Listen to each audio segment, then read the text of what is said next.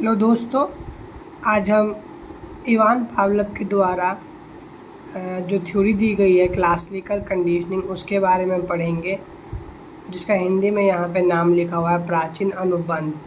वैसे दोस्तों इसके हिंदी में बहुत सारे नाम हैं, लेकिन आप इंग्लिश में याद करिएगा। इसका नाम है क्लासिकल कंडीशनिंग। इस प्रकार के अधिगम का अध्ययन सर्वप्रथम इवान वी पावलोव द्वारा किया गया। क्लासिकल कंडीशनिंग का सर्वप्रथम अध्ययन इवान वी पावलोव ने किया। मैं आपको बता देना चाहता हूँ कि यह एक लर्निंग थ्योरी है। इस थ्योरी के माध्यम से हम यह सीखेंगे कि किसी को हम किस तरीके से सिखा सकते हैं। पावलोव का मुख्य उद्देश्य पाचन क्रिया की शरीर क्रियात्मक प्रक्रियाओं का अध्ययन करना था।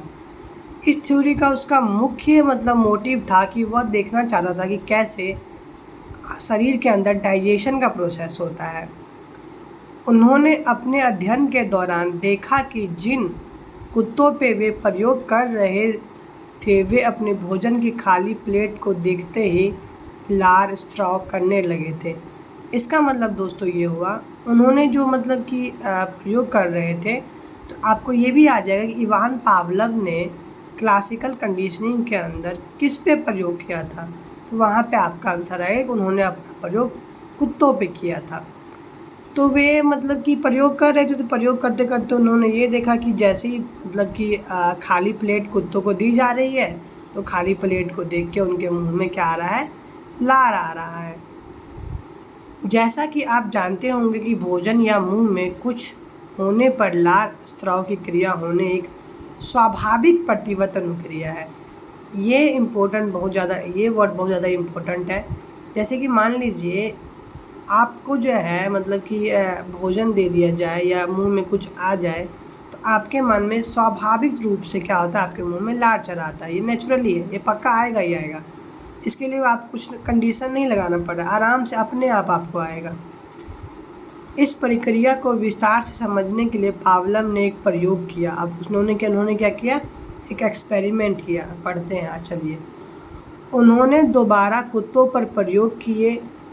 प्रयोग के पहले चरण में एक कुत्ते को एक बॉक्स के अंदर शिकंजे में कस दिया गया और उसे कुछ समय के लिए इसी प्रकार रहने दिया गया। कहने का मतलब यह है, उन्होंने ये एक्सपेरिमेंट किया कि हाँ, खाना देने पे मुंह में लार आता है कि नहीं आता है, कैसे आता है। इसके लिए उन्होंने अपना एक एक्सपेरिमेंट किया। एक्सपेरिमेंट में उन्होंने क्या किया, फर्स्ट स्टेज में कुत्ते को एक बॉक्स के अंदर बंद कर दिया गया कस के, ठीक है। कई दिनों तक क्रिया को बार बार किया गया। इस दौरान शल्य क्रिया द्वारा कुत्ते के जबड़ों में एक नाली इसी प्रकार फिट कर दी गई कि मुंह में निकलने वाले लार उस नाली से होते हुए शीशे के एक मापन गिलास में एकत्रित हो जाए। उसके कुत्ते के मुंह में एक नाली फिट कर दिया गया कि अगर जितना भी लार आएगा वो नाली से होते हुए जाके गिलास के अंदर चला जाएगा, ताकि बाद में नाप सके कि उसमें कितना लार जमा हुआ। इस प्रायोगिक दिशा को चित्र 6.1 में दर्शाया गया है, जो मैं आपको अभी दिखाऊंगा। प्रयोग के दूसरे चरण में कुत्ते को भूखा रखने के पश्चात शिकंजे में कस दिया गया। तो पहले चरण में तो खाना देते हैं तो लार आ जाता था, तो लार को कलेक्ट कर लिया गया। खाना दिया, लार आ गया, कलेक्ट कर लिया गया लार को गिलास के अंदर। अब सेकेंड स्टेज में क्या करेंगे कि हम कुत्ते को भूखा छोड़ देंगे, कि भूखा 1 या 2 दिन तक पिंजड़े के अंदर बंद कर देंगे। नली का एक सिरा जबड़े में और दूसरा सिरा शीशे के जार में रखा गया। नली का एक सिरा कहाँ रखा गया, जबड़े में, उसके कुत्ते के जबड़े में, और दूसरा सिरा शीशे के जार में रख दिया गया।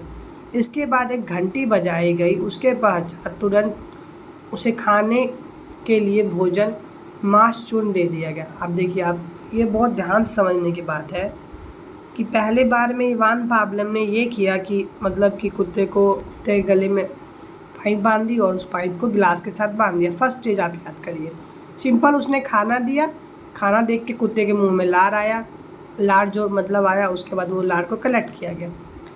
सेकेंड स्टेज में क्या किया, कुत्ते को पिंजरे में बंद कर दिया गया, और इस बार पहले खाना नहीं दिया गया, इस बार पहले घंटी बजाई गई। ये बात आप ध्यान रखें। घंटी बजाने के बाद कुत्ते को खाना दिया गया, कुत्ते को भोजन करने दिया गया। अगले कुछ दिनों तक उसे हर बार घंटी की ध्वनि के बाद मांस चूर्ण प्रदान किया जाता था। कहने का मतलब ये है कि पहले अब ये हो गया कि जैसे घंटी बजाओ उसके बाद खाना दो, घंटी बजाओ खाना दो, घंटी बजाओ खाना दो। जैसी घंटी बजाते थे कुत्ते के सामने खाना दिया जाता था। अब ये आप देख लीजिए, ऐसा ऐसा ये चित्र है जो मैं आपको दिखाना चाह रहा था। ये देख लीजिए, ये कुत्ता है, इसके साथ क्या कर दिया गया है, बांध दिया गया है और नाली फिट कर दी गई है ताकि जब इसे खाना दिया जाए तो जो भी लार आए तो कलेक्ट होकर इसमें गिलास में जमा हो जाए। ये आप पूरा फिगर एक बार देख सकते हैं। इस तरह कई प्रयासों के पश्चात एक परीक्षण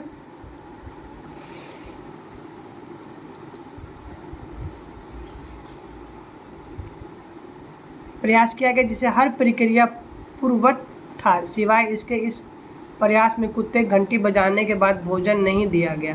कहने का मतलब ये है दोस्तों कि फिर इस प्रशिक्षण को बार किया गया, लेकिन इस बार क्या किया उन्होंने कि घंटी तो बजाए लेकिन भोजन नहीं दिया गया। ये बात बहुत समझने की बात है। आप पहली बार देखे होंगे कि सिंपल कुत्ते को भोजन दिया गया, मुँह में लार आ गया। दूसरी बार में आपने देखा कि घंटी पहले बजाएगी फिर भोजन दिया गया। तीसरा में क्या कर रहा है ये कि घंटी तो बजा दिया लेकिन भोजन ही नहीं दिया गया। कुत्ता मांसचूर्ण प्राप्ति की आशा में घंटी की ध्वनि सुनने के बाद लार टपकाता रहा, क्योंकि घंटी के बाद भोजन का संबंध था। अब कुत्ता को लगता था क्या घंटी बजेगा तो खाना आएगा, लेकिन घंटी तो बजा के दिया लेकिन खाना आया नहीं, जिसके कारण से क्या हुआ, लार फिर से टपकने लगा। घंटी और भोजन के बीच इस साहचर्य के फलस्वरूप घंटी की ध्वनि के प्रति कुत्ते द्वारा लार के स्राव के रूप में प्रदर्शित एक नई अनुक्रिया की प्राप्ति हुई। कहने का मतलब एक नया रिस्पॉन्स हम वहाँ पे कलेक्ट कर लिए, ये कि अगर हम घंटी बजाएंगे और खाना नहीं देंगे फिर भी उसके मुंह में क्या आ जाएगा, लार आ जाएगा। इसे अनुबंध कहा गया, इसे ही कंडीशनिंग की गई। कंडीशनिंग अनुबंध कहा गया मतलब कंडीशन लगा दिया गया। कंडीशन ये लगा दिया गया कि घंटी बजाएंगे तो कुत्ते के मुंह में लार आएगा बिना भोजन दिए हुए।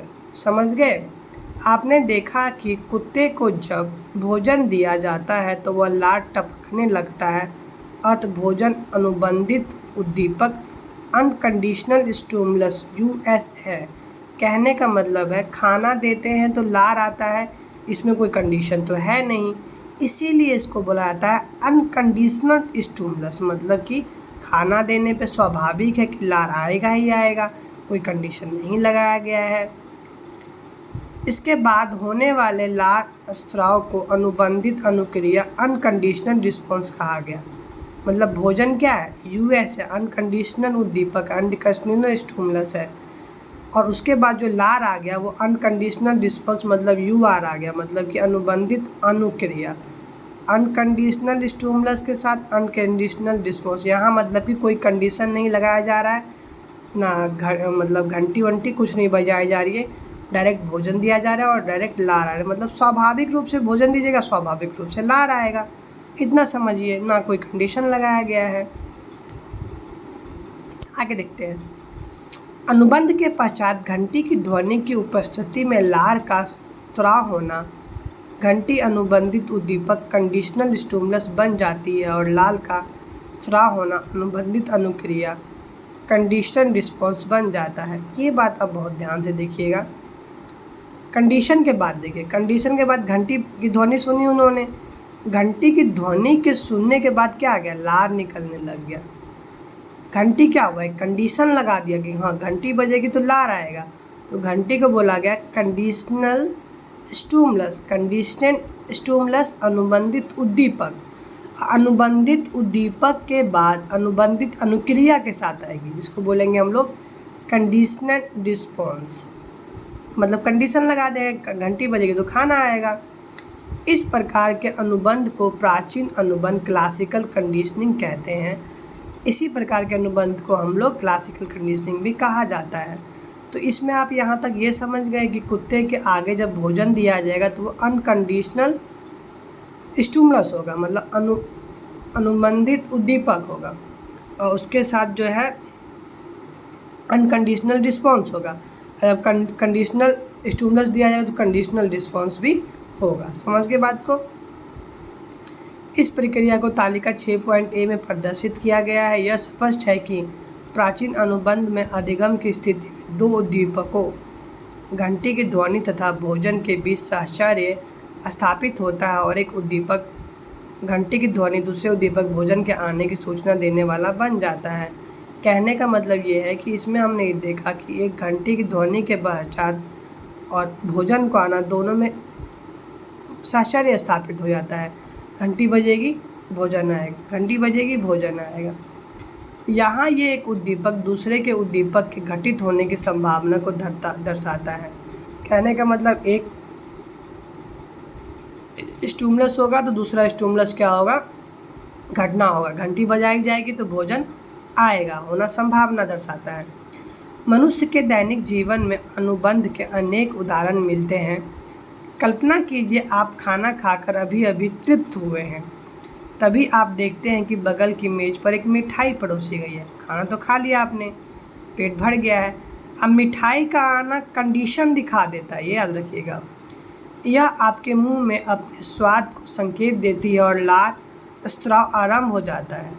ये क्या दे रहा है आपको, मतलब कि स्वाद का वो दे रहा है, संकेत दे रहा है कि हाँ स्वाद आ रहा है, और स्वाभाविक आपके मुंह में आ जाएगा, लार आ जाएगा। आप उसे खाने जैसा अनुभव करते हैं। यह एक अनुबंधित अनुक्रिया है कि आप उसे खाने से अनुबंधित अनुक्रिया है। एक दूसरा उदाहरण लीजिए। शैशवावस्था में बच्चे तीव्र ध्वनि से स्वाभाविक रूप से डरते हैं, मतलब नेचुरली है कि आप जो है अनकंडीशनल रिस्पॉन्स है कि हाँ अगर ज़्यादा तेज़ ध्वनि आएगी तो छोटे बच्चे क्या हो जाएंगे, वो डरने लग जाएंगे। मान लीजिए एक छोटा बच्चा फूला हुआ गुब्बारा पकड़ता है और जो तीव्र ध्वनि के साथ उसके हाथों में फट जाता है। छोटा बच्चा है, उन्होंने क्या किया, बड़ा सा गुब्बारा पकड़ लिया। अब बड़ा सा गुब्बारा पकड़ने के बाद क्या हुआ, गुब्बारा फट गया। अब गुब्बारा फटने के बाद क्या हुआ, बच्चा डर जाता है। अब अगली बार उसे गुब्बारा पकड़ाया जाता है तो उसके लिए वह तीव्र ध्वनि का संकेत बन जाता है और भय की अनुक्रिया उत्पन्न कर देता है। अनुबंधित उद्दीपक कंडीशनल स्टिमुलस के रूप में गुब्बारे और अनुबंधित उद्दीपक यूएस अनकंडीशनल स्टिमुलस के रूप में तीव्र ध्वनि के साथ साथ प्रस्तुत किए जाने के कारण ऐसा होता है। मतलब आपने एक कंडीशन लगा दिया कि गुब्बारा फटेगा तो बच्चा डरेगा, तो वो एक अनकंडीशनल स्टिमुलस करेगा। तो होप कि मुझे आपको समझ में आया होगा। आगे हम थोड़ा चार्ट में देख लेते हैं। देखिए ये है अनुबंधन के पूर्व, मतलब यहाँ पे कंडीशन वगैरह नहीं लाया गया है, तो यूएस मतलब भोजन अनकंडीशनल स्टिमुलस में अनकंडीशनल रिस्पॉन्स आएगा, ठीक है। उसके बाद देखते हैं, कंडीशन लगा देंगे मतलब घंटी की ध्वनि मान लीजिए, conditional stimulus unconditional response, unconditional stimulus, और लार का आना अनकंडीशनल रिस्पॉन्स लगा दिया गया। कंडीशन लगा देंगे तो यूएस आएगा, यूआर आएगा। अनुबंध के पश्चात मतलब आप जो मतलब ये कंडीशन लगा दिया गया, घंटी बजाने पे ही भोजन दिया जाएगा। घंटी की ध्वनि सुन लिया लेकिन भोजन नहीं दिया गया, लेकिन फिर भी वो कंडीशनल रिस्पॉन्स आ गया। तो इसके बाद हम आगे देखते हैं क्या है इसके बाद हम अगली वीडियो में देखेंगे कि आगे इसके बारे में क्या क्या पढ़ना है।